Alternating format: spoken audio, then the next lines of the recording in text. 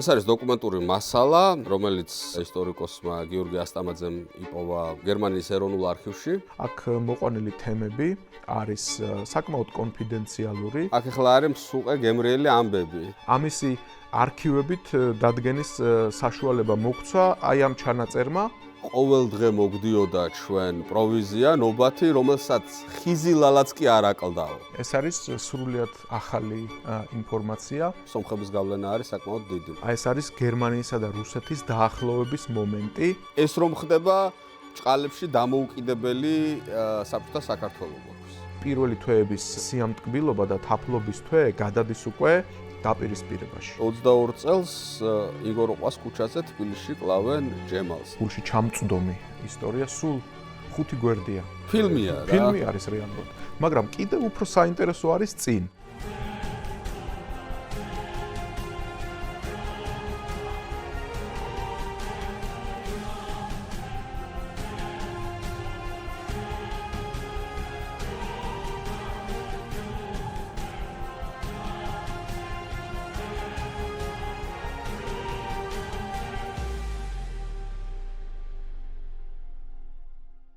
მოგესალმებით, ეს არის აქტუალური ისტორია, მე ვარ ბექა კობახიძე. ამ ბოლო ხანებში ძალიან კარგი, მნიშვნელოვანი გამოცემა გაკეთდა. ეს არის საბჭოთა საქართველოს ქრონიკები 1921-1922 წლები. ეს არის დოკუმენტური მასალა, რომელიც ჩემმა მეგობარმა და ისტორიკოსმა გიორგი ასტამაძემ იპოვა გერმანიის ეროვნულ არქივში. მისი ავტორი არის თეოდორ მუთი, რომელიც იყო ვიცე-კონსული, გერმანიის ვიცე-კონსული 1920-22 წლებში. მუთმა დაწერა თავისი მოგონებები 10 რვეულად, ეს არის მხატვრულ პოპულარულ სტილში შესრულებული ნაშრომი, რომელიც ეფუძნება რეალურ ამბებს და აი ამ 10 სხვადასხვა მონაკვეთიდან 3 ეხება საქართველოს. ესე იგი, 3-დან პირველი არის საქართველოს ოკუპაციის შესახებ, თუ როგორ ხდებოდა საქართველოს ოკუპაცია, თეოდორ მუთის თვალით დანახული, რადგანაც ის იყო ამისი მოწმე და თვითმხილველი. შემდეგ უკვე მეორე არის ერთგვარი ფილმის გადაღება შეიძლება, თრილერი არის, დახვრეტის კონკრეტულ ეპიზოდზე არის საუბარი და ხოლო მესამე უკვე არის წმენდებზე. გიორგი ასტამაძემ ამ ყველაფერს დაამატა საკუთარი კვლევა, რომელიც ამოწმებს და კონტექსტში სვამს თეოდორ მუთის მონათხრობს და აი ახლახანს გამომცემლობა არტანუჯმა ეს წიგნი გამოსცა. ეს არის მართლა რომანივით იკითხება რაღაცნაირად, სასიამოვნო წასაკითხი არის და მეორე მხრივ წყაროцовდნეობითად მნიშვნელოვანი. და დღეს გიორგი, რომელიც კარლსრუეში ცხოვრობს და გერმანიაში და დაამთავრა პროფესორად სადოქტორო დისერტაცია დაიცვა კარლსრუეს უნივერსიტეტში, ცოტა ხნით ჩამოსულია საქართველოში და გვესაუბრება ამ წიგნზე, მოგვიყვება ამბებს ამ წიგნიდან. სანამ გიორგისთან სიტყვით გადავალ, გთხოვთ რომ გამოიწეროთ ჩვენი YouTube არხი მისმინე, დაგვალაიქოთ, დააჭიროთ ზარისღილაკს, რათა მიიღოთ შემდგომი შეტყობინებები, თქვენი კომენტარები, ლაიქები, გაზიარებები მართლა გვეხმარება ყოველგვარი პათეტიკის გარეშე, იმიტომ რომ თავისუფალ მედიას საქართველოში აქვს პრობლემები. ასევე ჩვენ ვართ Facebook-ზე, Instagram-ზე და TikTok-ზე, მოკლედ გამოვყვებით ყველა იმ პლატფორმაზე, რომელსაც იყენებთ. ასევე დიდი მადლობა მინდა გადაუხადო ჩვენს მთავარ პარტნიორს წყალი მთის, რომელიც გვეხმარება ისტორიული ცოდნის გავრცელებაში. წყლის ძალა მოგცეთ ღმერთმა. გიორგი, დიდი მადლობა ამ წიგნის გამოცემისთვის და მადლობა სტუმრობისთვის. რომ მოგვიყვე ახლა ორი სიტყვით, ვინ არის თეოდორ მუთი და შენ როგორ მიხვედი თეოდორ მუთამდე? მადლობა ბექა, დიდი მადლობა დაინტერესებისთვის და მოწვევისთვის. თეოდორ მუთი არის ახალი სახელი, მე ამ თემატიკის სპეციალისტი ვარ გერმანულ-ქართული ურთიერთობების და მე თვითონვე არ მქონდა ესეთი რამე საფუძვლიანი ცოდნა ამ კაცის შესახებ. შემთხვევით ზოგადად ვიცოდი რომ ასეთი ადამიანი საკონსულოში მუშაობდა თბილისში, მაგრამ გერმანიის პოლიტიკურ არქივში ძიებისას წავაწყდი ინფორმაციას, ჩანაწერს გერმანულ რუსეთ-საქართველოს 1921 წლის ომის შესახებ, ასეთი სათაურით. და შესაბამისად გადავწყვიტე რომ მენახა რა იყო, ვინ იყო, ვინ დაწერა და ასე მივედი თეოდორ მუთის აღმოჩენამდე. თეოდორ მუთი იყო დაბადებული რუსეთის იმპერიაში, ლუცკში, ქალაქ ლუცკის მახლობლად, პატარა დასახლება დოროშინში 1880. ლუცკი უკრაინა არის. 8 წელს კი დღევანდელი უკრაინა არის, მაშინ რუსეთის იმპერია და შემდეგ 1908 წლიდან იყო გერმანიის იმპერიის დიპლომატიურ სამსახურში. ის კარგად ფლობდა რუსულ ენას და შესაბამისად ძირითადად გამოიყენებოდა მისი სამსახური რუსულენოვან რეგიონებში, ასე ვთქვათ, იყო დონის როსტოვში, თბილისში, ასევე იყო პოლონეთში, ხოლო შემდეგ უფრო მოგვიანებით იყო ნორვეგიასა და შვედეთში მეორე მსოფლიო ომის დროს უკვე გერმანიის ვიცე-კონსული გარდაიცვალა 1955 წელს სამხრეთ გერმანიაში ქალაქ რავენსბრუკში და თავის გარდაცვალებამდე რამდენიმე ხნით ადრე მან გააკეთა რამდენიმე ჩანაწერი, ეს არის 10 რვეული, რომლებიც გაგზავნა საგარეო საქმეთა სამინისტროში და თან წერილიც დაურთო, სადაც აღნიშნავს, რომ აქ მოყვანილი თემები არის საკმაოდ კონფიდენციალური, მასში სახელები და რომ მასში ნახსენებს სახელებს ცოტა მოუფრთხილდნენ და ძალიან საჯარო არ გახდეს, ასე რომ ვთქვათ. მიუხედავად იმისა, რომ აქედან უკვე 300 წელია გასული. კი, მიუხედავად იმისა, რომ 300 წელი არის გასული. შესაბამისად, ეს უკვე საინტერესო იყო და გადავწყვიტე, რომ გამომეძიებინა რა ტიპის ინფორმაცია შეიძლებოდა ყოფილიყო. სამი არა მხოლოდ რუსეთ-საქართველოს ომის შესახებ, არამედ კიდევ ორი ჩანაწერი აღმოჩნდა, რაც ეხება ვიცე-კონსულ მუთის თბილისში ცხოვრების პერიოდს. ის საქართველოში ჩამოვიდა 1920 წლის მაისში, აქ როდესაც ვაიმარის რესპუბლიკის დროებითი მისია იმყოფებოდა, რომელსაც ხელმძღვანელობდა ბიზანტინისტი და ძალიან ცნობილი აღმოსავლეთის სპეციალისტი ერნსტ ფონ დრუფელი, ამ მისიაში შედიოდა, ხოლო მოგვიანებით უკვე, როდესაც გერმანიამ აღიარა საქართველოს დამოუკიდებლობა დე იურე და გამოგზავნა ელჩად ულრიხ რაუშერი მის მისიაში და უკვე საქართველოს ოკუპაციის შემდეგ წითელი არმიის მიერ პირველი წარმომადგენელი რაუშერის შემდეგ იყო კონსული მაქს ჰესე და მისი მისიის ნაწილიც იყო. ანუ სამ ძალიან მნიშვნელოვან პერიოდში თეოდორ მუთი იმყოფებოდა საქართველოში. შესაბამისად, მისი ჩანაწერების გაცნობა აღმოჩნდა ჩემთვის ძალიან საინტერესო და მნიშვნელოვანი. თუმცა აქ ის უნდა დავამატო, რომ პირველი წაკითხვისას დამეუფლა შეგრძნება, რომ ეს არ არის ჩემთვის სამეცნიერო ლიტერატურა, ეს არის მხატვრული ლიტერატურა, ან რაღაც შერეული ტექსტი, მიუხედავად იმისა, რომ აქ არის აშკარად საინტერესო პასაჟები, რომელსაც თვითმხილველის გარდა სხვა ასე ვერ აღწერს.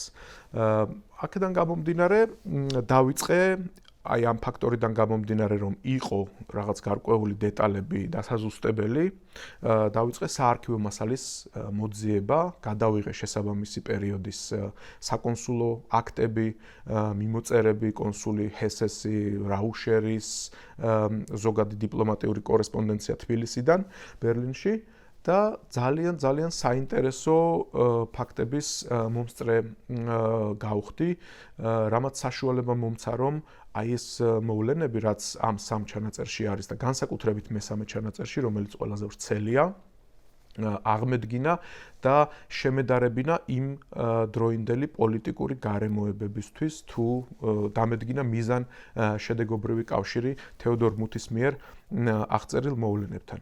რომ გავუყოთ ახლა რა ჩანაწერებზე არის საუბარი.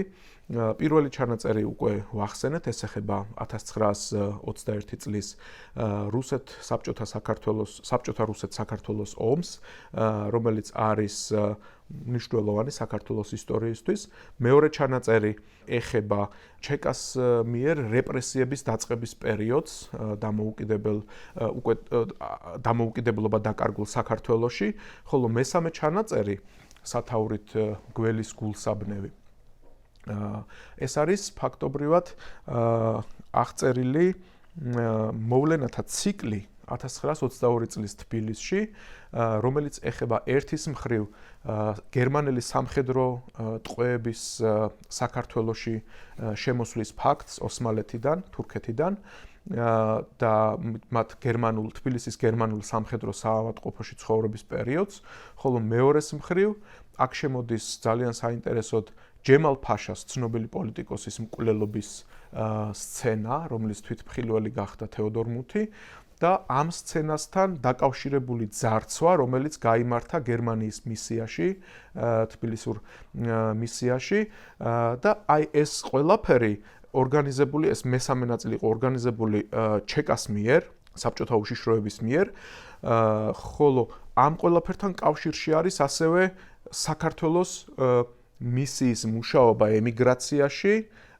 და უკვე დაპყრობილი საქართველოს აღიარების საკითხი. აი ასეთი გადარეული არის თემები, ასე რომ ვთქვათ, ერთმანეთში და ამისი არქივებით დადგენის საშუალება მოგცვა აი ამ ჩანაწერმა, რომელიც, ასე ვთქვათ, ინსპირაცია იყო ბევრ თემაზე გასვლის. აი ეს იყო პირველ წყარო საწყისი, საფუძველი ცოდნისა, რამაც საშუალება მოგცვა, რომ შემდეგ არქივში გაგვეგრძელებინა ძიება. გიორგი, ესე იგი, მაშინ რადგანაც კონტექსტი მოუხაზეთ და გავარკვიეთ, ვინ არის თეოდორ მუთი, აქ ახლა არის მსუყე გემრიელი ამბები და მოდი აი ეს გემრიელი ამბები ნაწილ-ნაწილ მოვყვეთ და ნუ ახლა ვისაც მე სულად უნდა წაკითხვა, შეიძეს იქს და წაიკითხავს. თან ნუ კონტექსტი ხარ როგორც ისტორიკოსებმა შეუსაბამოთ. გერმანია და საბჭოთა რუსეთი გარიყულები არიან საერთაშორისო ურთიერთობებიდან 1920-21 წლების პირობებში, იმიტომ რომ გერმანია დამარცხებულია და უამრავი რეპარაცია აქვს დაკისრებული და მოკლედ ანტანტის მხრიდან, მოკავშირეთა მხრიდან ძიმე მდგომარეობაშია ჩავარდნილი, ხოლო საბჭოთა რუსეთი არ არის აღიარებული, არის ბლოკადაში, ანტანტა ეხმარება მის წრებს და ბუნებრივი მოკავშირეები ხდებიან გერმანია და ეს რევანშისტული მოკავშირეები შეიძლება ითქვას, რომელიც მე 1939 წელს მოლოტოვ-რიბენტროპის ეგრეთ წოდებული მოლოტოვ-რიბენტროპის პაქტით დასრულდა, მაგრამ უკვე ვაიმარის რესპუბლიკის დროსაც სანამ ჰიტლერი მოვიდოდა ხელისუფლებაში, აი ეს რაპალოს ხელშეკრულება დაიდო გერმანიასა და საბჭოთა რუსეთს შორის, მოკლედ, კარგად არიან ერთმანეთში. ამიტომ აი ეს ეპიზოდი გვაქვს, რომ როდესაც საბჭოთა რუსეთი იწყებს ომს საქართველოს წინააღმდეგ, რუსეთის ელჩი არონ შეიმანი მიდის გერმანიის საელჩოში. კი, ეს არის სრულიად ახალი ინფორმაცია. ამის შესახებ არ მქონდა თეოდორ მუთის ჩანაწერის წაკითხვამდე ინფორმაცია, თუმცა შემდეგ გადამოწმების შედეგად დადგინდა მაქს ჰესეს თანამედროვე ჩანაწერში 1922 წელს გაკეთებულ ჩანაწერში, რომ ეს არის ნამდვილი ამბავი. ომის დაწყების შემდეგ საბჭოთა მისიის მეთაური არონ შეინმანი მიდის რაუშერთან, გერმანიის დესპანთან საქართველოში, ანუ ელჩთან ფაქტობრივად ელჩთან კი საქართველოში და სთხოვს რომ დამალოს ფასიანი ქაღალ დოკუმენტაცია, ასე მნიშვნელოვანი დოკუმენტაცია, გარკვეული ძვირფასეულობა, ოქროს წოდებით, რაც მთავარია, ასევე ანდობს თავის მეუღლეს.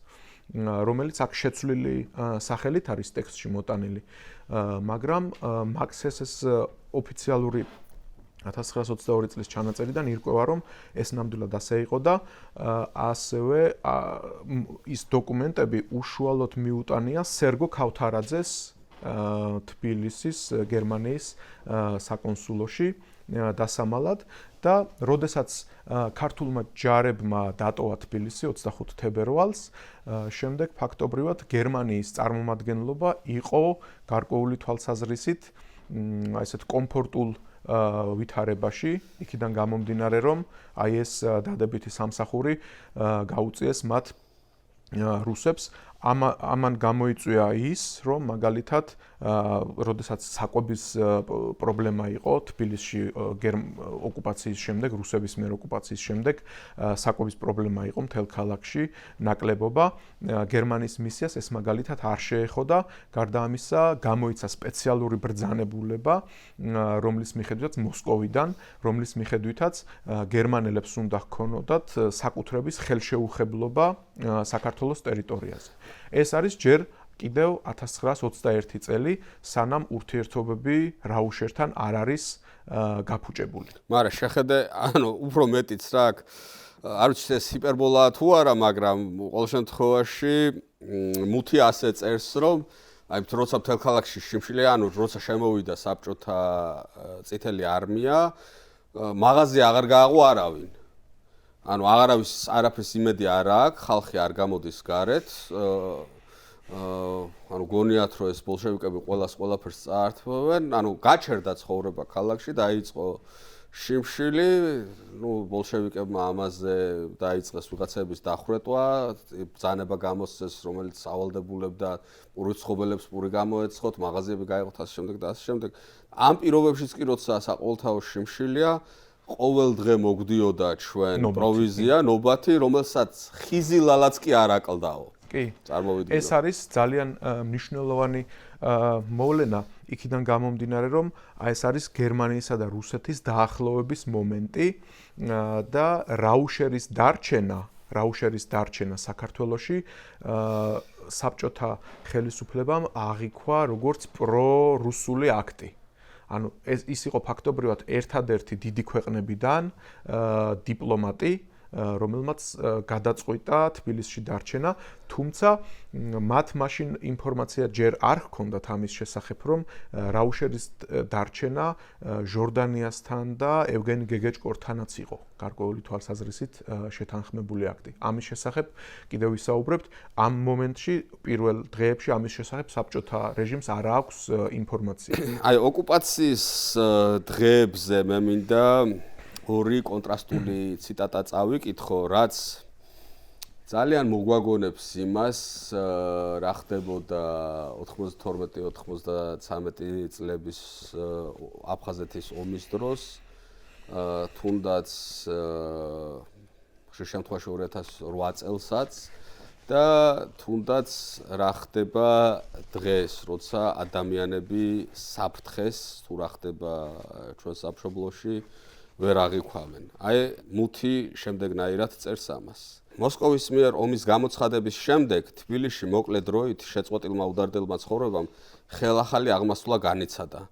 კლუბები კვლავ ივსებოდა ლამაზი ქალებით, რომელთაც კამპანიას ჭრელ სამოში გამოწყობილი ელეგანტური ოფიცრები უწევდნენ. სვამდრე მთიანი ქვეყნის ძლიერ ღვინოს და დიდი ხმაური ისადგურებდა.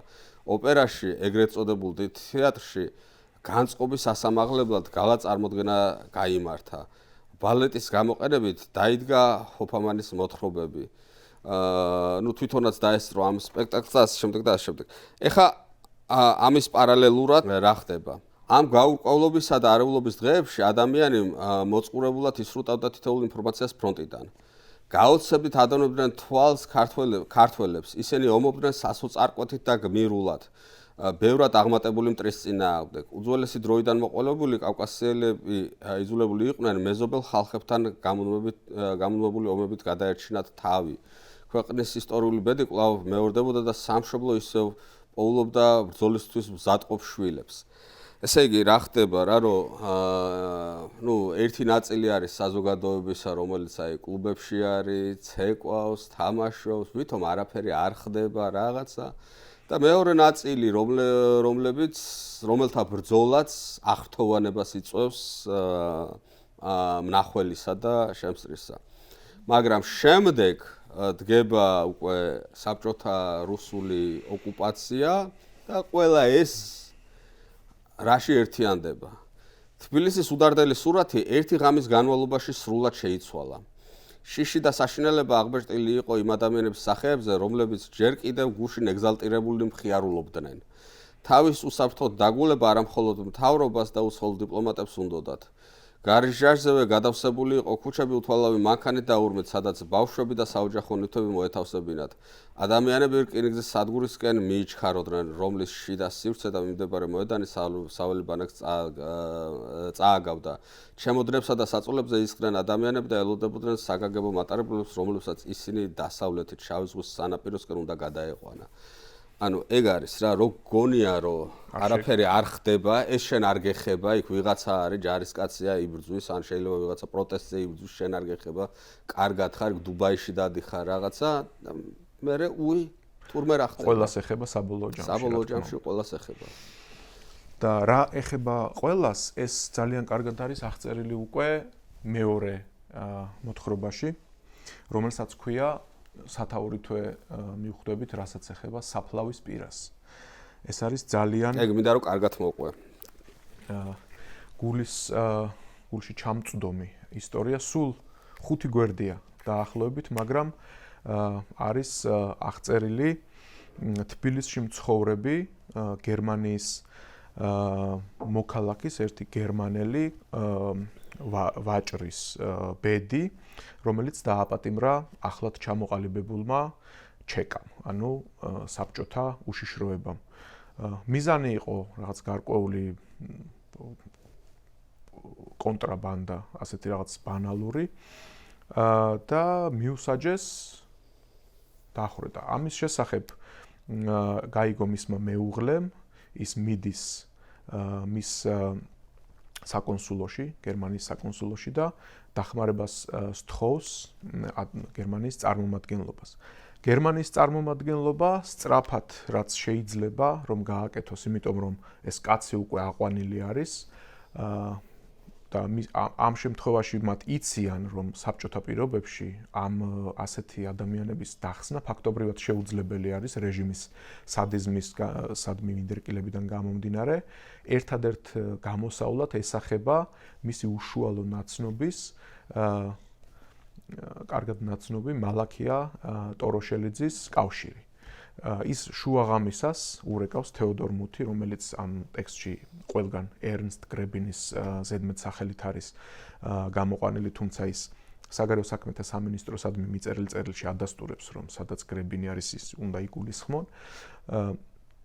ის ამბობს, რომ გრებინი ურეკავს ტოროშელიძეს, რომელთანაც ახერხებს ღამით შეხვედრას, იღებს რაღაც გარკვეულ მითითებას და სამსახურებრივი მანქანით მძღოლთან ერთად მიდის სადღაც მიუვალ ადგილას, რომელიც ბოლომდე ვერ გავიგე, სავარაუდოდ ეს არასწორად ახსოვს ახლა 30 წლის შემდეგ დაწერილ წერილში თუ რა ადგილია, მაგრამ რაც ნამდვილი არის ის რომ მიდის უკვე ამოთხრილ საფლავთან და ის უშუალოდ ხდება თვითმხილველი თუ როგორ ათხრევინებენ სასიკვდილოდ გამზადებულ ადამიანებს საკუთარ საფლავს ჩეკისტები და რა შეიძლება რომ გააკეთოს, მით უმეტეს მათ ამ მანქანას ალყას არ ტყავენ და თვითონ მათაც საფრთხე ექმნებათ უკვე ამ დიპლომატიური მისიის წარმომადგენლებს, მაგრამ საბოლოო ჯამში აღმოჩნდება რომ ერთ-ერთი იქაური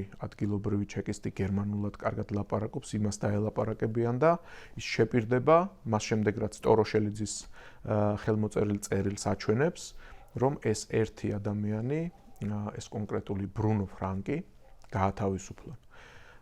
ასე ბრუნდება თეოდორ მუთი, იგივე ერნსტ გრებინის სახლში, თუმცა თავადაც არ სჯერა, როგორც ამ ტექსტიდან ჩანს, რომ ეს შეიძლება ნამდვილი იყოს ეს დაპირება, იქიდან გამომდინარე, რომ საბჭოთა რეჟიმისგან ასეთებს მიჩვეულები არიან, რომელიც შემდეგ არ სრულდება. მაგრამ ეს დაპირება შესრულდა, მეორე დილი თვე დაპატიმრებული კაცი ბრუნო ფრანკი ბრუნდება გერმანიის მისიაში და ბრუნდება მთლიანად გაჭაღარავებული, გათეთრებული თმებით და გამოკვეთილი ჯანმრთელობის პრობლემებით იმდენად მძიმე იყო. სიქიურად იმდენად მძიმე იყო მის მიმართ განხორციელებული ეს ზეწოლა. და აი ეს არის შემაჯამებლად თუ როგორი არის ამ ადამიანის აღქმა, რა განიცადა მან იმ 24 საათის განმავლობაში. არც ჩეკას სარდაფის საკანი, არც სასიკვდილო განაჩენი და არც საკუთარი საფლავის გათხრა არ ყოფილა თმის გათეთრების მიზეზი. ყვებოდა ფრანკი თავის ამბავს. მას სჯეროდა, რომ თმა ბედის იმ წარმოუდგენელი ცვლილების წამს გაუთეთრდა, როდესაც ნიჩბის უკანასკნელი მოქნევისას კეფაში გასროლის მომლოდინეს ვიღაცამ ზურგიდან უთხრა, რომ თავისუფალი იყო. ეს არის ამ კონკრეტული ჩანაწერის აპოთეოზი, თუმცა ისიც უნდა აღვნიშნოთ, რომ ეს ადამიანი დაავადდა და სულ რამდენიმე დღეში მაინც გარდაიცვალა, როგორც მისი მეუღლე ყვებოდა, მას აი უკვე კომის პერიოდში სულ ესიზმრებოდა და ახსენებდა ამოთხრილ საფლავებს.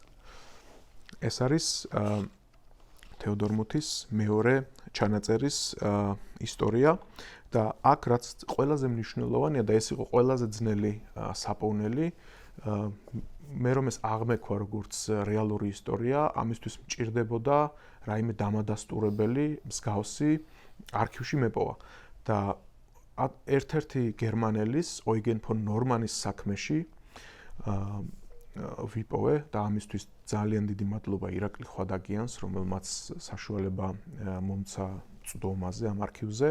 იქიდან გამომდინარე, რომ შინაგან საქმეთა სამინისტროს იგივე უშიშროების კგბ-ს არქივი უკვე აღარ არის ხელმისაწვდომი. იქ დადგინდა, რომ 1922 წლის 13 აგვისტოს ოიგენ ფონ ნორმანის დაკითხვის დროს ის აცხადებს, რომ ესწრებოდა გერმანელი ბრუნო ფრანკეს სპინის ჩხრეკას. ანუ ეს პირდაპირ ადასტურებს, რომ რეალურ ადამიანზე არის საუბარი და სახელი ნამდვილი არის და რომ აი კომერციულ საქმიანობებში იყო ნამდვილად ჩართული. თან გვაქვს ზოგადი მოცემულობა, რომ სამივე ჩანაწერის გადამოწმების შედეგად საარქივო მასალებით ფაქტობრივად ბევრი რამე დასტურდება შესაბამისად ეს სძენს მეტ დამაჯერებლობას ამ ჩანაწერს. მიუხედავად იმისა, რომ არის გარკვეული ლიტერატურული წიაღსვლები და არასწორი შეცდომით მოყვანილი თარიღები, აი მაგალითად თბილისის აღების იმათ მარტი არის თებერვლის მაგივრად მითითებული. ხო, ნუ ეს საბატებელი შეცდომა არის სარეველა, რაც თან მოყვება 30 წლის შემდეგ დაწერილ ტექსტს, მაგრამ ძირითადი აი ეს რაც საბაზისო არის ნამდვილი. მესამე წიგნი როგორი არის? მესამე რვეული თუ მესამე ამბავი? მესამე ამბავი არის ჩემის აზრით ყველაზე საინტერესო, რადგან ეს ეხება საქართველოში მომხდარ მთელი მოვლენების ციკლს, რომელიც თან პოლიტიკურ კონტექსტში ჯდება. და მოყვეთ თანმიმდევრულად ყველაფერს. დავიწყოთ იმით, რომ 1921 წელს საქართველოში ჩამოდის იანვარში გერმანიის ელჩი ულრიხ რაუშერი, რომელიც არის საქართველოში გერმანიის პირველი ოფიციალური დიპლომატიური წარმომადგენელი. ამ გერმანიას დე-იურე აღიარებული აქვს საქართველოს. სექტემბერში აღიარა იურიდიულად, შემდეგ გამოგზავნა რამდენიმე თვის შემდეგ და იანვარში ჩამოდის რაუშერი. იწყება ამავდროულად ომი მალევე თებერვალში და ულრიხ რაუშერი მიდის მთავრობასთან ერთად მიყვება მათ ფაქტობრივად ბათუმამდე და შემდეგ იქიდან მოულოდნელად უკან ბრუნდება. ეს მოვლენა შემდეგ ერთ-ერთ ჩანაწერში პირველში თეოდორ მუთს აღწერილიც აქვს, რომ როდესაც ის ბრუნდება, აღწერილი აქვს ესე რომ ის სტალინთან და სერგო ორჯონიკიძესთან ერთად ბრუნდება, ეს სავარაუდოდ არ არის სწორი, იმიტომ რომ სტალინი უფრო გვიან ივლისში ჩამოვიდა, ხოლო თეოდორ მუთი, ულრიხ რაუშერი აპრილში დაბრუნდა თბილისში, მაგრამ შეიძლება შეხვედრა მართლა იყო ივლისში. მოხდა მოგვიანებით კი და სავარაუდოდ ეს ასეც იყო და საბჭოელებმა მადლობა გადაუხადეს ულრიხ რაუშერს, აი ამ თანამშრომლობისთვის, რაც მან გამოიჩინა საბჭოელების მიმართ, რომ ის არ წავიდა ემიგრანტულ ხელისუფლებასთან ერთად საზღვარგარეთ, რაც მათ მხარდაჭერას ნიშნავდა. შესაბამისად, დამოკიდებულება იყო კარგი, მაგრამ ამავდროულად ეს დამოკიდებულება მალევე იცვლება და ამას აქვს რამდენიმე განზომილება. ეს არის სამი სხვადასხვა საკითხი. საქართველოს ბოლშევიკური საქართველოს აღიარების საკითხი, ერთი, რადგან საქართველოს ემიგრანტული ხელისუფლება, ნოე ჟორდანია, ნოე რამეშვილი, ვლადიმერ ახმეტელი გერმანიაში მუშაობენ, რომ საქართველოს ბოლშევიკური რეჟიმი იყოს აღქმული როგორც არა ხელისუფლება, არამედ როგორც დროებითი მოვლენა. ამისათვის ისინი ემიგრაციაში ხვდებიან, გერმანიაში ხვდებიან თავის სოციალ-დემოკრატ მეგობრებს, ჰერმან მიულერს, ფრიდრიხ ებერტს, ფილიპ შაიდემანს, კარლ კაუცკის, ესენი უკვე იქ ხელისუფლებაში არიან, ესენი არ არიან ოპოზიციაში, ესენი ხელისუფლებაში არიან. ფრიდრიხ ებერტი საერთოდაც პრეზიდენტია და შესაბამისად ამ ხალხს გავლენა აქვს. აქედან გამომდინარე, საქართველოში რაუშერის მიმართ იწყება დიდი ანტაგონიზმი. აი ეს პირველი თვეების სიამტკბილობა და თაფლობის თვე გადადის უკვე დაპირისპირებაში. ამას მოყვა მალევე მეორე მნიშვნელოვანი ამბავი და ეს არის ეგრეთ წოდებული მადერასის ტვირთის საკითხი, რომელიც მე ასევე არ მსმენოდა და ამ ნაწერებიდან გავედი ამ თემაზე, ასე რომ ვთქვათ. რა არის ახლა ეს მადერასის ტვირთი? ჟორდანიას ხელისუფლებამ 1920 წელს გერმანიაში შეიძინა 20 მილიონი რუბლის საფასურის რკინიგზის მასალა, სარკინიგზო მასალა და ეს შემოდის საქართველოში 1921 წლის თებერვალში, ზუსტად ომის დღეებში. ბათუმამდე მოვიდა ეს ტვირთი, მაგრამ ბათუმს ჯერ კიდევ აკონტროლებს ჟორდანიას ჯარი და ის მიატრიალეს და გააბრუნეს კონსტანტინოპოლში, ხოლო კონსტანტინოპოლიდან გააბრუნეს ბრემენში, საიდანაც მოდიოდა. ამ შესყიდვას ახორციელებდნენ ჰერმესის საშუალებით. ჰერმესის წარმომადგენლობა ოფიციალურად მუშაობდა საქართველოში და გერმანიის საკონსულოში ედობინა. ჰერმან რუსტი იყო ასეთი კომერსანტი, მისი მთავარი სახე თბილისში. და საბჭოელებმა ჩათვალეს, რომ ამ დიდი ფასეული ტვირთის ჩაგდება მოინდომეს ხელში და თქვეს, რომ ჩვენ მემკვიდრეობითობას ვაღიარებთ მენშევიკებისა, სოციალ-დემოკრატებისა, მაგრამ უნდა ჩვენ გადმოგცეთ ეს ტვირთი და არ უნდა დარჩეს ჟორდანიას. ამაზე რაუშერმა თქვა, რომ მას არანაირი ხელი არ ჰქონდა, იქ გაიმართებოდა ბრემენში სასამართლო და როგორც გადაწყდებოდა საკითხი, ისე იქ სამართლებრივი სახელმწიფოს პრინციპიდან გამომდინარე.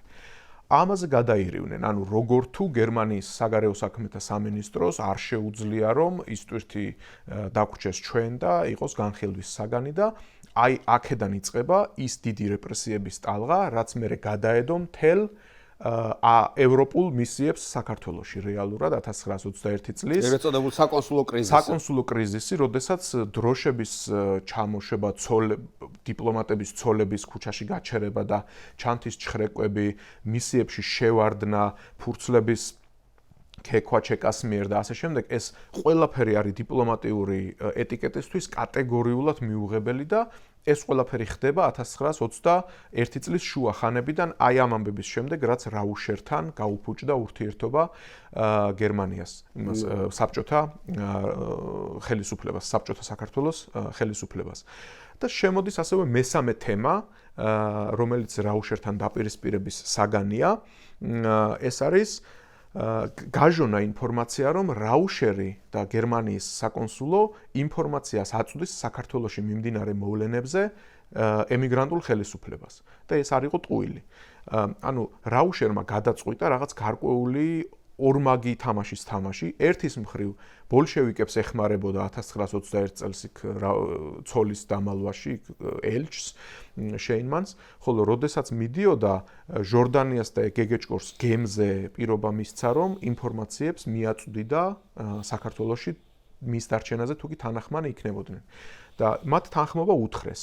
და როდესაც დაბრუნდა ამის შესახებ ბერლინში გაგზავნილ მიმოწერაში ჩანს, რომ ძალიან კმაყოფილია თავისი თავით, რომ აიო ამათთანაც კარგ ურთიერთობაში ვარო და იმათთანაც კარგ ურთიერთობაში ვარო, ასე დავალაგებო სიტუაციაო, მაგრამ ეს მალე გასკდა და საიდან გასკდა? იმაში სტამბულში გამოდიოდა კონსტანტინოპოლში ფრანგულენოვანი გაზეთი სტამბული და მისი რედაქტორი იყო ძალიან ანტიგერმანელი, იმას ჩაუვარდა ხელში საიდანღაც რაუშერის მიერ ემიგრანტული მთავრობისთვის გაგზავნილი ერთ-ერთი რეპორტი. გაზეთ სტამბულზე მე რესპუბლიკის პერიოდიდან მახსოვს სომხების გავლენა არის საკმაოდ დიდი, მაგ და შესაბამისად ანტიგერმანული ჯდება ლოგიკაში, კი. და ამათ ჩაუვარდათ ხელში ამისი რეპორტი, სახელის და გვარის გარეშე იყო, მაგრამ ეს გამოაქვეყნეს და როდესაც დაიწერა ხო ეს და თბილისში წაიკითხეს, მიხვდნენ რომ ისეთი პირის ის არის, რომ ყველას არ ეცოდინება, ანუ ასეთი ინფორმაცია და შესაბამისად რაუშერი გახდა აბსოლუტური პერსონა ნონ გრატა. ასეთი რამე მოხდა. ალიოშა სვანიძემ თავის სახლში დაიბარა გარჩევაზე, ანუ რაზბორკაზე, ესე ჟარგონულად რო ვთქვათ, რაუშერი და ასევე იტალიის წარმომადგენელი ფრანჩესკო ფრანსონი. ეს ორნი არიან ფაქტობრივად დიპლომატიური ეტიკეტის მიხედვით მაღალი რანგის დიპლომატები სულ მთელი ევროპიდან. დანარჩენები არიან ან კონსულები, ან ვიცე-კონსულები, იმიტომ რომ სხვები გაყვნენ ჟორდანიას და მხოლოდ გერმანიისა და იტალიის წარმომადგენლები არიან დიდი ქვეყნებიდან. დაიბარა და საქმე გაურჩია, რომ გინდა თუ არ გინდა, თქვენ უნდა ის მადერასის საქონელი ჩვენ სასარგებლოდ გადაწყვიტოთ, უნდა გვაღიაროთ, ანუ როგორც ბოლშევიკური საქართველოს ხელისუფლება ბერლინმა და აი ეს მიმოწერები და რაღაცები უნდა შეწყდეს ჟორდანიას ხელისუფლებასთან, უნდა გაწყდეს ურთიერთობა. აი ეს იყო სერიოზული დაპირისპირების საგანი, მაგრამ რაუშერმა ამ სიტუაციის დალაგება ვეღარ მოახერხა. ფაქტობრივად იძულებული გახდა, რომ 1921 წლის იანვარში, 22 წლის იანვარში, ანუ ზუსტად ჩამოსვლიდან 1 წლის მერე ქვეყანა დაეტოვებინა და თან როგორ დატოვა ქვეყანა, ესეც ძალიან მრავლისმეტყველი არის. ცოლს არ მისცეს ქვეყნის დატოვების უფლება, რაუშერის ცოლს. დატოვეს საზღვარზე, გაჩხრიკეს, ჩანთები ამოუყარეს ყველაფერი 3 თვე დატოვეს საქართველოში და ეს იანვარში წავიდა, ხოლო მისი მეუღლე აპრილში წავიდა საქართველოდან ასეთი შეურაცხმყოფელი ფორმით.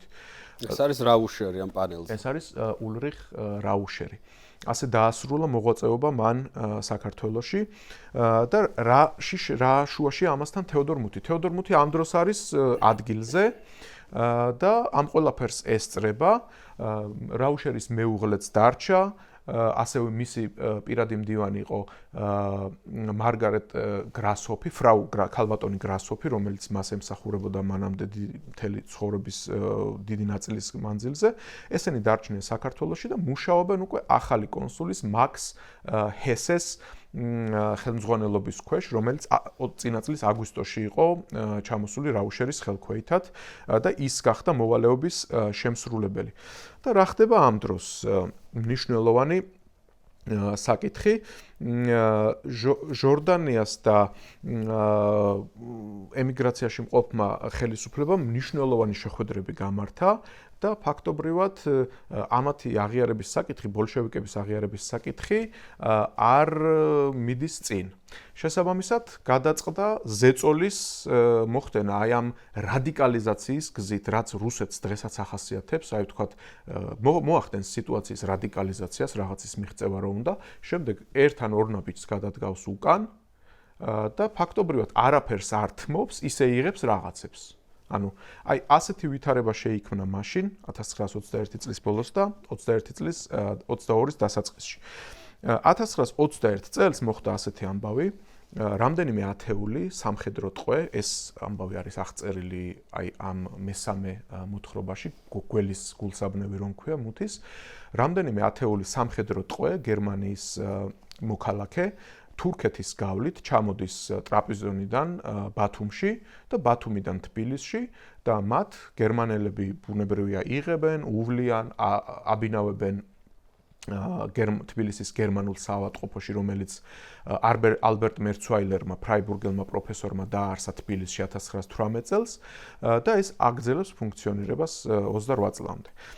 აქ აბინავებენ და ამ მთელი მასიდან ორ ადამიანს იყვანენ მისიაში, იქიდან გამომდინარე, რომ მუთია იყო ამ დროს წასული ბერლინში პატარა შემოკლებულ შვებულებაში, ასე ვთქვათ, მოკლე შვებულებაში, შობის წინა პერიოდში და ამიტომ აყავთ ორი ადამიანი. ერთი არის გიუნტერ ფონ ბონიკი და მეორე არის ლეიტენანტი გობელი, ასე არის მოყვანილი მასალებში.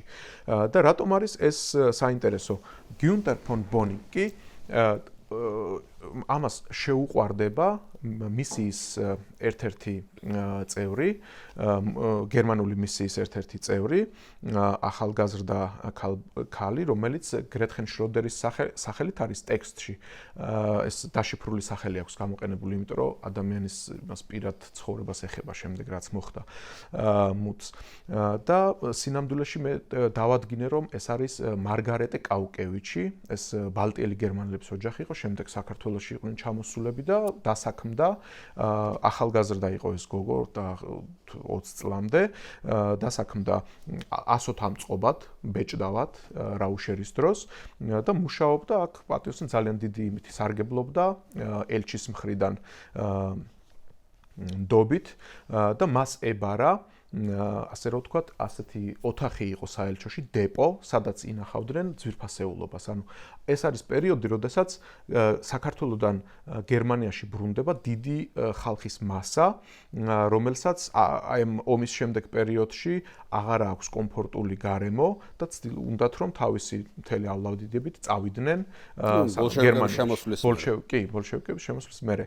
და იმიტომ რომ მათ ნოვოროსიისკის თუ რაღაც პორტის გავლა უწევდათ და სადაც იყო ყაჩაღობის საფრთხე და ასე შემდეგ. ამიტომ ესენი ცდილობენ რომ უშუალოდ გერმანიის დიპლომატიურ ფოსტასთან ერთად გაგზავნონ თავისი ძვირფასეულობა გერმანიაში. და ამის გასაღებს ფლობს მარგარეტე კაუკევიჩი, რაუშერის ასოთამწყობი.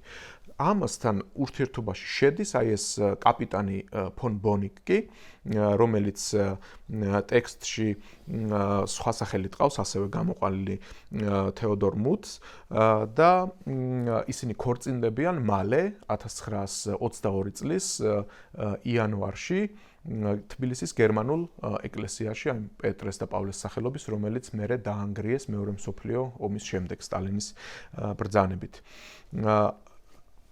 წყვილი მიდის მალე იანურის დასაწყისშივე მოსკოვში, სადაც კაუკევიჩის მეორე და არის გათხოვილი ცნობილ ჰუმელების ოჯახის წევრზე, რომელსაც მოსკოვში აქვს რაღაც ღვინის ბიზნესი, ეს დიდი ოჯახი იყო, რომელსაც დიდი ფული ჰქონდა და იქ მიდან და იქიდან აპირებენ, რომ შემდეგ დაბრუნდნენ გერმანიაში. წავიდნენ გერმანიაში სამუდამოდ. მაგრამ ამ შემთხვევაში რა ხდება? მათი თბილისიდან წასვლიდან 3-4 დღეში იქ მიდის საკუთარი ნივთების ასაღებად, ანუ უკან გამოსათხოვად, ერთ-ერთი გერმანული ოჯახი, რომელსაც დატოვილი ჰქონდა მეხუთე ნომრით პაკეტი, ანუ ეს პაკეტები იყო შეკრული უფრო დიდყუთებად და ასე იგზავნებოდა და გამოითხოვა ის ერთი თავისი პაკეტი, სადაც იყო ძვირფასეულობა. და რა მოხდა?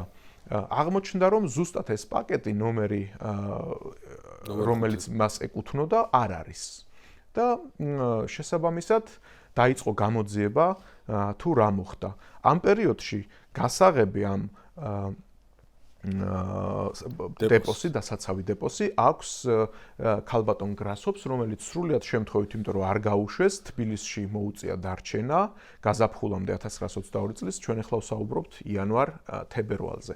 და ქალბატონ გრასოფს იმ მეორე ქალბატონმა, რომელიც ვეცელი იყო გვარად, აღუწერა ბუნებრივია რა დაკარგა, იქ იყო ფული, გირვანქა, მარკა, ასევე ძვირფასეულობა სამკაულები და მათ შორის ახსენა გველის გულსაბნევი, გველის ფორმის გულსაბნევი. და ამაზე ამ გრასოფმა, ქალბატონმა გრასოფმა ფაქტობრივად საქმე გახსნა, იმიტომ რომ მას კარგად ახსოვდა თვითონ ესწრებოდა ქორწილს ამ ორისა, ბონიკისა და კაუკევიჩისა ეკლესიაში და მან უთხრა ამ ვეცელს, რომ მათმა ყოფილმა თანამშრომელმა საქორწინო საჩუქრად მიიღო ის მათი მეორე თანამშრომლისგან ამ ფორმის სამკაული. და ამას მოყვა დიდი არეულობა გერმანიის წარმომადგენლობაში. შემდეგ ერთადერთი რაც შეეძლოთ ექნათ იყო ის, რომ შეემოწმებინათ კაუკევიჩების დარჩენილი სახლი. ანუ დედამისი ისევ თბილისში ცხოვრობდა ამ პერიოდში და კიდევ ერთი და სამი დები იყვნენ, ერთი მოსკოვში, ანუ ეხეს მეორეც წავიდა და ერთი იყო ადგილზე და დედა. მივიდნენ და მათთანაც აღმოაჩინეს დანარჩენი რაღაც ნაწილი სამკაულისა, რომელიც ამ ბონიკმა რაც უკვე აშკარად გამოჩნდა, რომ ისარგებლა მისი მეუღლის აი ამ ნდობით, გასაღები გამოიყენა და მოიპარა წინა საქორწინოდ. ახლა თემა გაჩნდა თუ საერთოდ ვინ არის ეს გიუნტერ ფონ ბონიკი. გერმანიის პირველი მსოფლიო ომის მიმდინარეობისას ძალიან დიდი მფრინავი იყო ამ გვარის მატარებელი, ოღონდ სხვა სახელი ერქვა, გიუნტერი არ ერქვა. მას დაუკავშირდნენ გერმანიაში წერილი გაგზავნეს ასევე ამ გიუნტერ ფონ ბონიკის პასპორტიდან ამოღებული ფოტო, რომელიც მან მიიღო, ანუ გერმანიის საკონსულოში რაც მიიღო ოფიციალური დოკუმენტი, იქიდან ამოიღეს ფოტო, გაგზავნეს და ამ ბონიკმა დაადასტურა, რომ ეს ის პირი არ არის, ანუ მე ის არ ვარ და არც საგვარეულოში გიუნტერის სახელის ქვეშ ჩვენ არავინ არ მოგვეძებნება. ანუ ეს თავს ასაღებდა პირველი მსოფლიო ომის მფრინავად და ასე მიიღეს ფაქტობრივად საკონსულოში სამსახურში. და გამოჩნდა, რომ საქმე აქვს სერიოზულ თაღლითთან, რომელიც ჩადის ძალიან მძიმე დანაშაულებს. ამას დაემატა კიდევ ის საკითხი, რომ მისმა მეორე თანაშემწემმა, ის ლეიტენანტი, რომელიც მიიღეს, რამდენიმე ასეული მარკა ასევე მოიტაცა და ბაქოში გაიქცა, ისიც უკვალოდ გაქრა, ხოლო მთელი ეს ჯგუფი, რომელიც ჩამოვიდა 60 კაციანი ჯგუფი, ისინიც საბნების, ბალიშების, კოუზების, ჩანგლების და ასე შემდეგ მოპარვის შემდეგ ნივთები იკარგებოდა ამ ხალხთან ერთად გერმანიის თბილისის გერმანული საავადმყოფოდან. და ეს ყველაფერი ფაქტობრივად ხდება რამდენიმე თვის განმავლობაში. ბოლო აკორდი იყო ის, რომ ეს ქორწინება და ამასთან ერთად ამხელა ფასეულობის ნივთების მოპარვა გიუნტერ ფონ ბონიკის მიერ. გერმანიის მუთმა და საკონსულომ გაგზავნა ოფიციალური ნოტა მოსკოვში და აღმოჩნდა, რომ ის დააპატიმრეს კაუკევიჩიც, ეს ახალგაზრდა გოგო, რომელმაც ფაქტობრივად ის სვერპლი აღმოჩნდა რეალურად ამ ვითარებაში, ის გამოიყენა ამ პიროვნებამ და მან განქორწინება მოითხოვა და ოფიციალურად დოკუმენტიც დევს საქმეში, ბონიკის საქმეში 1922 წლის ნოემბერში მოხდა ეს განქორწინება. საქართველოს მისიამაც დაარტყა, საქართველოში იურიდიული რაღაც კომიტეტის ბეჭედი არტყია ამ ფურცელს. ის საერთოდ აღარ დაბრუნდა საქართველოში ამ ხელა ტრაგედიის შემდეგ და ბერლინში წავიდა და იმის ბედი კი კაუკევიჩი ბერლინში წავიდა რუსეთიდან და იმის შემდეგ მისი ბედი აღარ ვიცი სამწუხაროდ როგორ განვითარდა. რაც შეეხება ფონ ბონიკს, აქ იწყება ახლა კიდევ უფრო საინტერესო, ვიდრე აქამდე არის, იქიდან გამომდინარე, რომ თემაში შემოდის უკვე პოლიტიკა. ახლა მივდივართ 1922 წლის დასაწყისისკენ და ამ პერიოდში ხდება რაპალოს ხელშეკრულების ხელმოწერა გერმანიასა და საბჭოთა რუსეთს შორის. 23 წლის 22 წლის აპრილში. მაგრამ ანუ 22-ის დასაწყისში ხდება ეს ყველაფერი. კი. და პარალელურად გერმანია და საბჭოთა კავშირი ახლოვდებიან და ხელს აწერენ რაპალოს ხელშეკრულებას. მაგრამ აქ ერთი დეტალია. ერთის მხრივ შემსუბუქდა წნეხი დიპლომატიურ მისიებზე, იქიდან გამომდინარე, რომ გერმანიამ სცნო საბჭოთა კავშირი, მაგრამ მეორეს მხრივ საბჭოთა რუსეთი სცნო. და ეს ის დრო არის ჯერ კიდევ 22 წელია, როდესაც ესეთი ფორმალური დამოუკიდებლობა საქართველოს აქვს. ანუ ამას ყავს თავისი საგარეო საქმეთა მინისტრი, ეს არის სვანიძე, მოადგილე არის ტოროშელიძე, ამათ ელაპარაკებიან და ასე შემდეგ, მაგრამ ამათ არ აქვთ ჯერ გერმანიისგან აღიარება. ანუ ის რაც ეხება რუსეთს, არ ეხება თბილისში მყოფ ხელისუფლებას და შესაბამისად ესენი ცდილობენ რომ ფაქტობრივად ცოტა დამოუკიდებლადაც კი ითამაშონ და საკუთარი წნეხი განახორციელონ რომ ეს გავრცელდეს რაპალოს ხელშეკრულება საქართველოსეც გარდა რუსეთისა. შესაბამისად იფიქრებენ ბუნებრივია მოსკოვთან ერთად გარკვეული ფორმის ზეწოლაზე თუ რა შეიძლება მოხდეს გერმანელების წინააღმდეგ. ხო, მაყურებელს მაინც ჩაუკონკრეტოთ, ყველა ისტორიკოსი არ არის, ვინც უყურებს 22 წლის 30 დეკემბერს იქნება საბჭოთა კავშირი და მანამდე ფორმალურად გვაქვს დამოუკიდებელი საბჭოთა საქართველო, რომელსაც 22 წლის გაზაფხულზე შეიყვანენ ამიერკავკასიის ფედერაციულ რესპუბლიკაში სომხეთთან და აზერბაიჯანთან ერთად, მაგრამ ეს რომ ხდება ჭყალებში დამოუკიდებელი საბჭოთა საქართველო გვაქვს.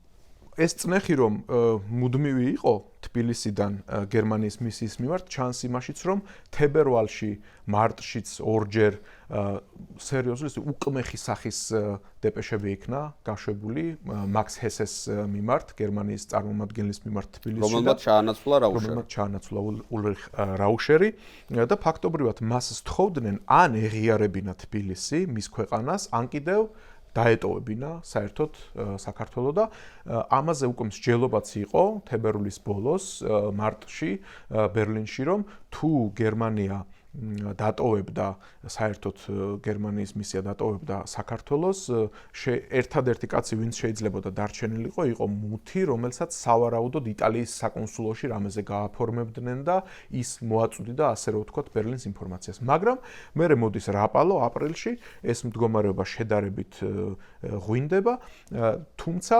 ბოლშევიკები ემზადებიან ახალი იერიშისათვის და აი აქ შემოდის უკვე ბონიკის ფიგურა, რომელიც იქ არის ამ წუთას დაპატიმრებული არის მოსკოვში. და რა ხდება? ბონიკი ამის შესახებ ახლა მე დაზუსტებით ვერ ვიტყვი რა ფორმით მოხდა მისი გადაბირება, იმიტომ რომ რუსულ მასალაზე არ მაქვს წვდომა, იქ უეჭველი იქნება რუსულ უშიშროებაში ამის შესახებ კონკრეტული აქტები, მაგრამ ფაქტი არის რომ ბონიკი ერთ-ერთ ჩეკისთან, ტალინგთან ერთად ივლისში ჩამოდის თბილისში 1922 წლისთვის ძალიან მოულოდნელად და ეს იმდენად მიუღებელი ფიგურა იყო იქაური გერმანელებისთვის, რომ ეს ქალაქში ჭორაობის თემა გახდა, იმიტომ რომ სადგურზე მოჰკრეს თვალი ჩეკისთან ერთად აი ამ თაღლით, რომ გამოჩნდა თბილისის ქუჩებში. იგრძნეს ასე რომ ვთქვათ წინასწარ სხეულით, რომ რაღაცა მზადდება. და რა ხდება ახლა ამ დროს თბილისში ამ პერიოდშივე ივლისში ხდება უმნიშვნელოვანესი მკვლელობა. თბილისში კლავენ ოსმალეთის მმართველი ტრიუმვირატის ერთ-ერთ ლიდერს ჯემალ ფაშას ინგოროყვას ქუჩაზე. კი, ინგოროყვას ქუჩაზე. მაშინ ტროცკის ქუჩა იყო, ვაცდები. ესე იგი მაყურებელს რომ უთხრა ესე მეორე უბრალოდ პირველი მსოფლიო ომის დროს ოსმალეთს მართავდა სამი კაცი ენვერი სამხედრო მინისტრი თალათი შინაგან საქმეთა მინისტრი და ჯემალი რომელიც იყო საზღვაო მინისტრი და თორსტები სტამბულის გუბერნატორი კონსტანტინოპოლის გუბერნატორი იყო კიდევ დამატებული სირიის თუ სირიის გუბერნატორი იყო და ანუ ამ სამი ტრიუმვირატის წარმომადგენელი არის ნუ ამ ხალხმა ჩაატარა სომეხი ხალხის გენოციდი თავის დროზე 1915 წელს და შემდეგ სომხები კლავენ თალათს სოლომონ თეხლერიანი კლავს ბერლინში 1921 წელს ესე იგი ცენტრალურ აზიაში ყდება ენვერი ბასმაჩების მხარეს იბრძვის ბოლშევიკების წინააღმდეგ და იქ ყდება და აი 22 წელს ინგოროყვას ქუჩაზე თბილისში კლავენ ჯემალს. აბა ვნახოთ რას ამბობს მუთი ამაზე? ძალიან საინტერესო არის რომ მუცაკ თვეაქაც ერევა აგვისტოს ამბობს ივლისის მაგივრად, მაგრამ ნუ ვაპატიოთ არა უშავს. თეოდორ მაქს ჰესემ ჯემალ-ფაშა უშუალოდ მიიღო საკონსულოში, იქ ბანკეტი ჰქონდათ გამართული წვეულება და ეს სხვათა შორის მოხდა თვითონ მკვლელობა მოხდა 21 ივლისს 1922 წლის და თეოდორ მუთმა ანუ ჯემალ-ფაშა იქ ინგოროყოს ქუჩაზე რომ მივიდა და მანქანიდან გადმოვიდა თეოდორ მუთის მანქანაში იჯდა. მან მიიყვანა უშუალოდ და აი ესე აქვს აღწერილი, შეგვიძლია ეს მნიშვნელოვანი ადგილი წავიკითხოთ. მომდევნო დღეს თავაზიანობის ნიშნად ჯემალ-ფაშა კვლავ ესტუმრა მასპინძელს და საქმეთა დროებითმა რწმუნებულის მიპატიჟების შემდეგ საღამოს ჩაიზე დარჩა თავის ორ თანაშემწესთან ერთად. საკმაოდ გვიანი იყო, როდესაც სტუმრები წავიდნენ. წინა საღამოს მსგავსად თურქის სტუმრები ამჯერადაც ვიცე-კონსულმა გრებინმა გააცილა სასტუმრომდე. ეს არის იგივე მუთი სამსახურის მანქანით. ნახევარი გზის გავლის შემდეგ მოულოდნელად ჯემალ-ფაშამ მოინდომა ჩამოსვლა, რომ როგორც ის ამბობდა, დაძინებამდე კიდევ ერთხელ გაესეირნა. ქუჩა ნაკლებად განათებული და რამდენადაც და მისთვის თვალის შევლება შეიძლებოდა ცარიელი იყო. მხოლოდ ერთი ავტომობილი, რომელიც სამსახურის მანქანას მოჰყვებოდა, ოდნავ მოშორებით დადგა, ისე რომ იქიდან არავინ გადმოსულა. თურქები გამოემშვიდობდნენ, გრებინმა კი გზა განაგრძო, რომ შინისკენ წასულიყო, თუმცა როგორც კი სამსახურის მანქანამ პირველივე გზაჯვარედინზე გადაუხვია, გაისმა რევოლვერის რამდენიმე ყრუ ერთმანეთის სწრაფი მიჯრით გასროლა, რადგან ხმაური ახლახანს დატოვებული ქუჩიდან მოდიოდა, აღელვებულმა გრებინმა მძღოლს მანქანა მოატრიალებინა და უკან წააყვანინა. იმ ადგილთან ახლოს, სადაც ჯემალ-ფაშა და მისი თანაშემწეები მანქანიდან გადმოვიდნენ, სამივე ჭიდროდ ერთმანეთის გვერდით იწვა შუა ქუჩაზე სისხლის გუბეში. თუ კი ერთ ადიუტანტს სიცოცხლის ნიშანწყალი ჯერ კიდევ ეტყობოდა, მისი მეგობარი და გენერალი უკვე გარდაცვლილები იყვნენ. ქუჩაზე ერთმა მილიციელმა ჩამოირბინა და აღელვებულმა უწყვეტად და გამაყრუებლად ჩაჰბერა თავის სასიგნალო სასტვენს. შეშინებული გამლელები გვერდს უვლიდნენ ადგილს და ნაბიჯს უჩქარებდნენ. დიდი ხანი არ გასულა, რომ ყველა მხრიდან მოვარდა პოლიციის პატრულები, მათ შორის პოლიციის კომისარიც, რომელსაც ვიცე-კონსულმა გრებინმა მოკლულების შესახებ პერსონალური ინფორმაცია მიაწოდა, ანუ მუთმა უთხრა პირველი ინფორმაცია. თვითონ ის ახლომდებარე სასტუმროსკენ გაემართა, საიდანაც ტელეფონით აცნობა თავდასხმის შესახებ ცოტა ხნის წინ თბილისში ჩამოსულ თურქეთის დესპანს. დესპანი ძალიან მალე გამოცხადდა ადგილზე და ცხედრების თურქეთის მისიაში გადასვენება მოაწყო. ამასობაში მეორე ადიუტანტიც გარდაიცვალა. ეს არის ჯემალ-ფაშას მკვლელობის აღწერა. ანუ ესეთი დეტალური აღწერა ჯემალ-ფაშას მკვლელობისა, ხო, ანუ ეს ძალიან მასშტაბური ფიგურა არის. ხო და ანუ ეს არის აბსოლუტური სიახლე არის ამ საქმის ზიებაში, მაგრამ საინტერესო რა მომენტია იცი, რომ ანუ მკვლელმა, რომელიც თქვათ ჯემალ-ფაშას უმიზნებდა, რა იცოდა, რომ ჯემალ-ფაშას უცებ გასეირნება მოუნდებოდა და იქ დააპირებდა ჩამოსვლას. ამ ხრივ ძალიან საინტერესო არის მაქსესეს ცოლისადმი მიწერილი წერილი იმავე დღით თუ შემდეგ დღით ამაში არის ამ წიგნში საუბარი მის შესახებ, სადაც პირველივე თუ მეორევე დღეს ჰესე ამბობს, რომ გავრცელებული ინფორმაცია, რომ თითქოს დაშნაკებმა მოკლეს არ შეესაბამება სიმართლეს და რომ ის ჩეკას აგენტების მოკლულია. მაქსესე წერს ამას მეორე დღესვე ფაქტობრივად. ნუ სომხები ამბობენ, რომ ეს არის ოპერაცია ნემესისის შედეგი, ანუ ოპერაცია ნემესისი იყო ის ოპერაცია, რომლითაც სომხებმა დაიწყეს განადგურება ხალხსა, ვისაც ხელი ჰქონდა გასრული სომხების გენოციდში, მაგრამ ნუ საინტერესოა, ხო ვიღაცა იყო ინფორმანტი, რომელიც ანიშნებდა, რომ კი აი ეს არის ჯემალ-ფაშა აქ ჩამოვიდა, აქ ჩამოდის, ხო, იმიტომ რომ ეს არ ყოფილა აი ტიპი რო ყოფილიყო რაღაცა დაფარული ფიგურაა ახლა იმალებიან ამ დროს და მათი გადაადგილება არ არის ყოველთვის ხელმისაწვდომი. ანუ სპონტანურად ეხლა შენ რაც წაიკითხე მუთი როგორც ყვება, ხო, კაცმა სპონტანურად გადაწყვიტა მანქანიდან ჩამოსვლა. გასეირნება, ხო, შეიძლება და არ ჩამოსულიყო იქ. ანუ ვიღაცას ნიშანი უნდა მიეცა, რომ აი ამ მანქანაშია, ვიღაცა ადევნებდა თავს, მიყვებოდა, ხო? ხო, საინტერესოა. ეხლა რატომ არის ეს თემა გერმანიის მისიასთან კავშირში?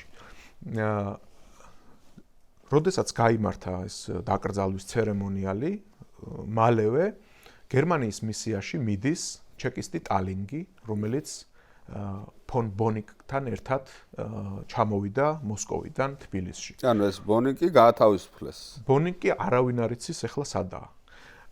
არა, დაპატიმრებულია.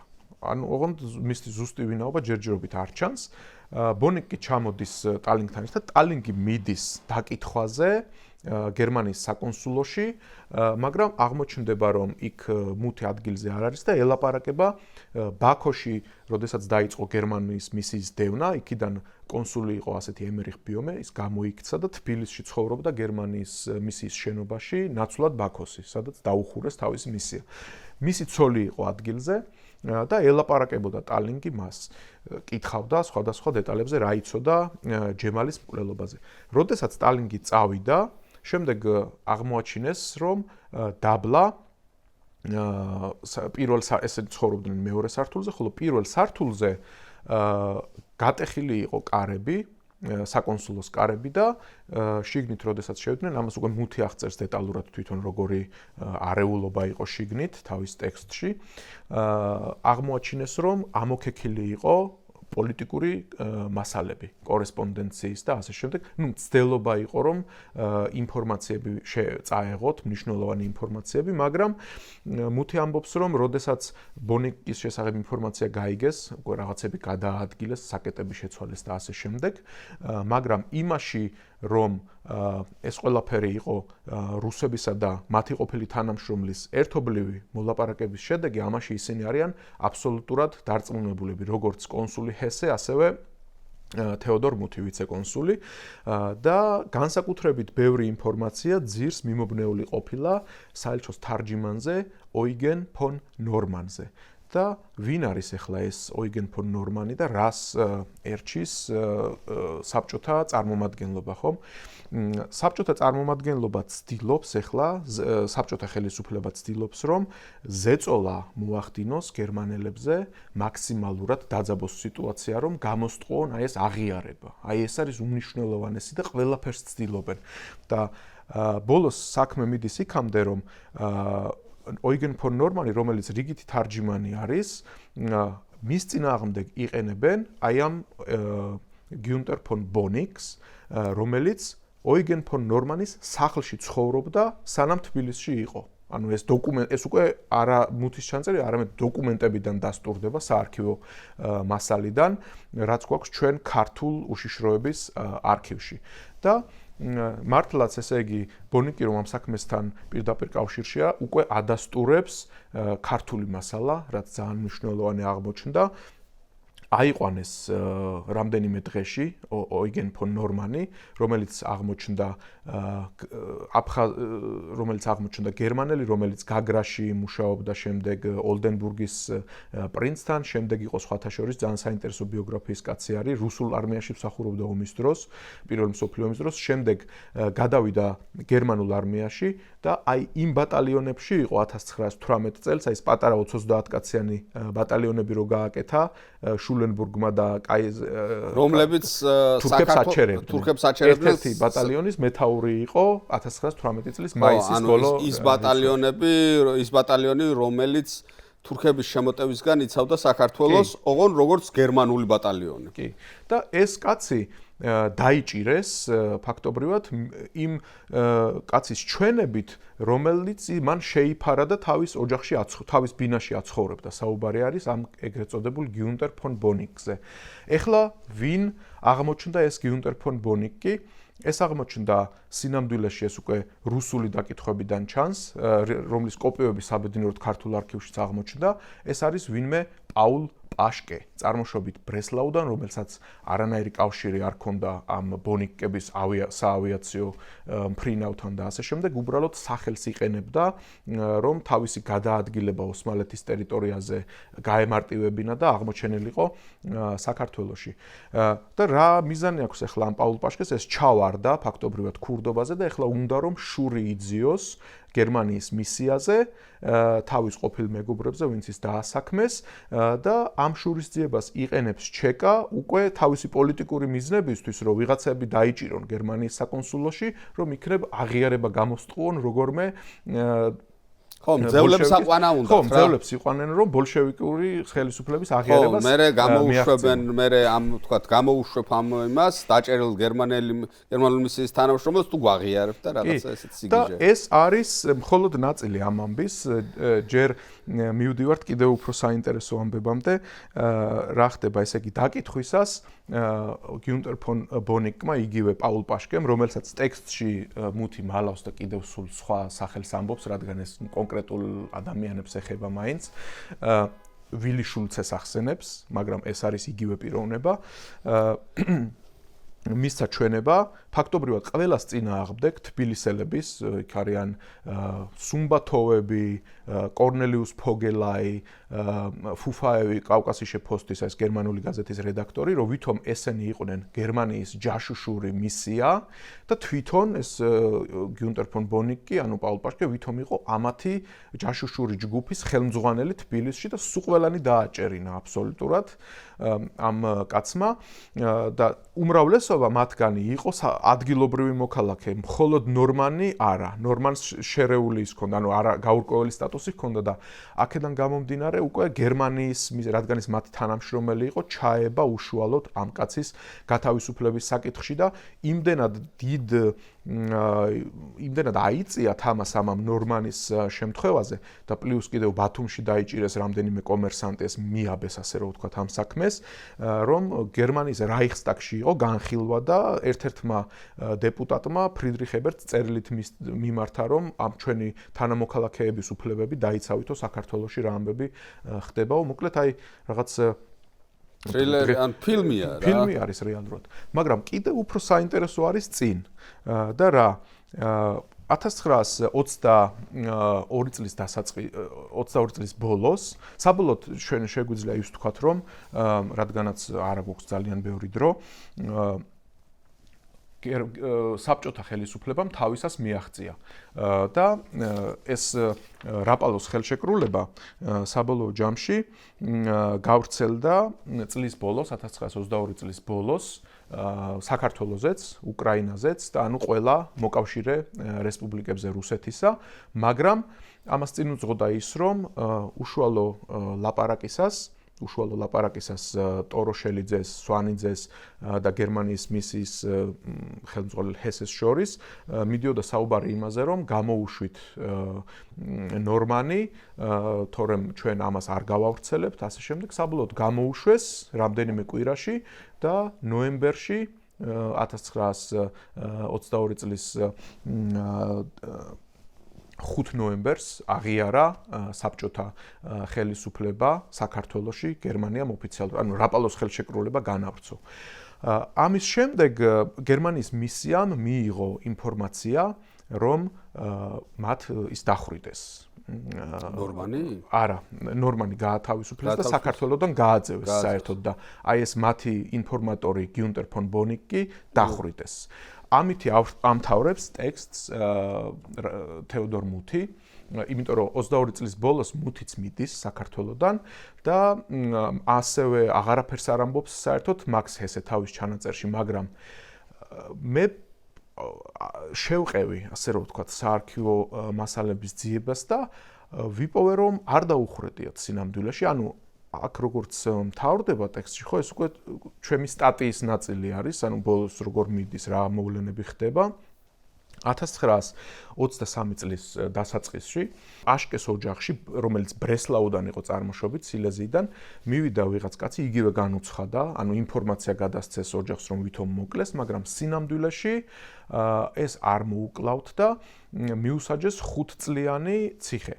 ამასთანავე ჩანს, რომ 5 წლიანი ციხე მას ბოლომდე არ მოუხდია და ლენინგრადში იყო რაღაც საავადმყოფოში დაავადებებიდან გამომდინარე და საბოლოო ჯამში 1927 წელს გაათავისუფლეს და რაღაც პერიოდი კომინტერნის სახლში ცხოვრობდა მოსკოვში. ანუ ეს პირი ამის შესახებ ინფორმაცია მუთსაც არ ქონდა, ისე გარდაიცვალა. ანუ ეს ნახე საარქივო მასალაში.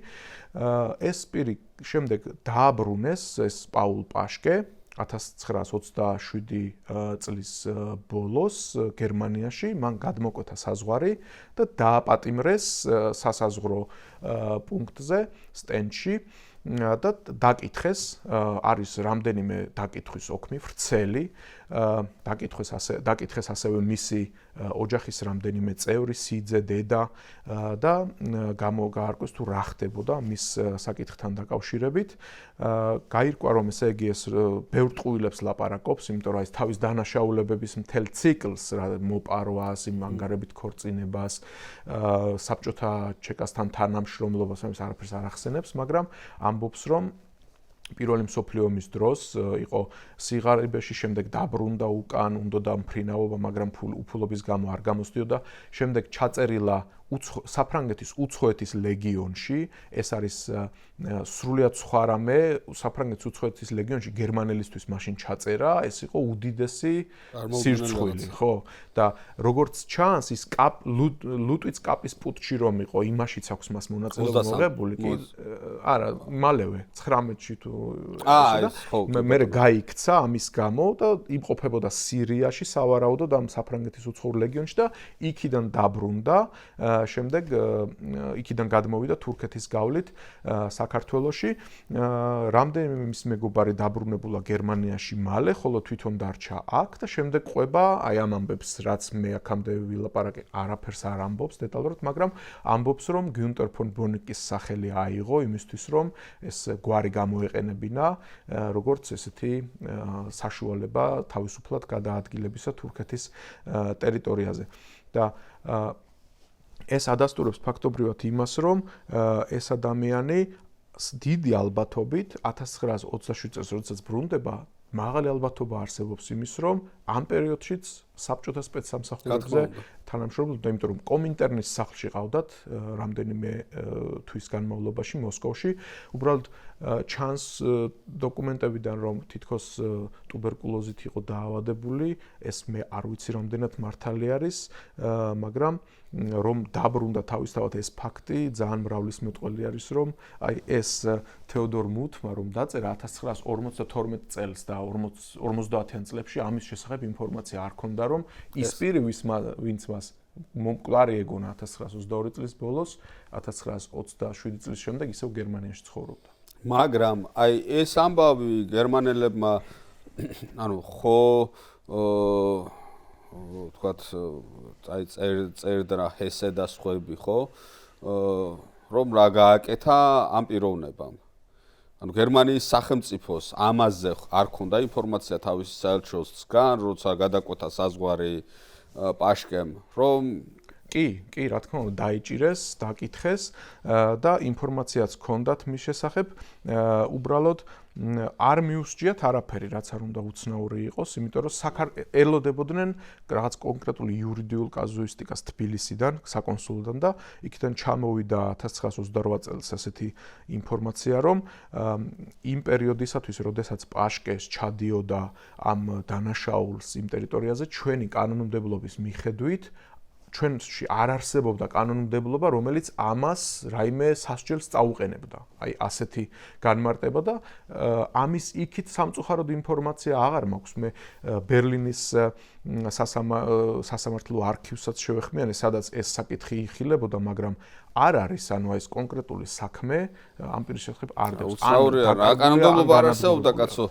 თაღლითობით მიზნით მოიყვანა ცოლი, მერე გაძარცვა გერმანიის საკონსულოს თანამშრომელი. საკონსულო დააზიანა რეალურად ძალიან. ხო, მერე დააჭერინა ხალხი, მეტი რაღა უნდა ექნა. მაგრამ როდის მოკდა არც ვიცით, ხო? არა, აი 1928 წლის შემდეგ ინფორმაცია სამწუხაროდ ჯერჯერობით არ მაქვს. თუ გამოჩნდება, ძალიან საინტერესო იქნება როგორ დასრულდა ამ ძალიან გაქნილი თაღლითის ცხოვრება. გიორგი, დიდი მადლობა ძალიან. დიდი მადლობა თქვენ, ვინც ვიყურეთ. მოკლედ, ეს არის წიგნი, უფრო კითხვის მოყვარულთათვის, უფრო სუყეთ არის ამ წიგნში მოთხრობილი ეს ამბები, ვიდრე ჩვენ ამ ერთ საათში მოვასწარით. გამომცემლობა არტანუჯი, თეოდორ მუთი, საბჭოთა საქართველოს ქრონიკები 1921-22 წლები. მადლობა რომ გვიყურეთ და გვისმინეთ. კიდევ ერთხელ გთხოვთ რომ დაალაიქოთ და გამოიწეროთ ჩვენი YouTube არხი მისმინე, გაგვაზიაროთ, დაგვისვათ კითხვები, დააკომენტაროთ, ეს ყველაფერი ჩვენ ძალიან გვეხმარება. შეგვეხმაროთ ნებისმიერ პლატფორმაზე, ჩვენ ყველგან ვართ. და დიდი მადლობა ასევე ჩვენს მთავარ პარტნიორსა და მეგობარს წყალი მთის, რომელიც გვეხმარება ისტორიული ცოდნის გავრცელებაში, წყლის ძალა მოგცეთ ღმერთმა.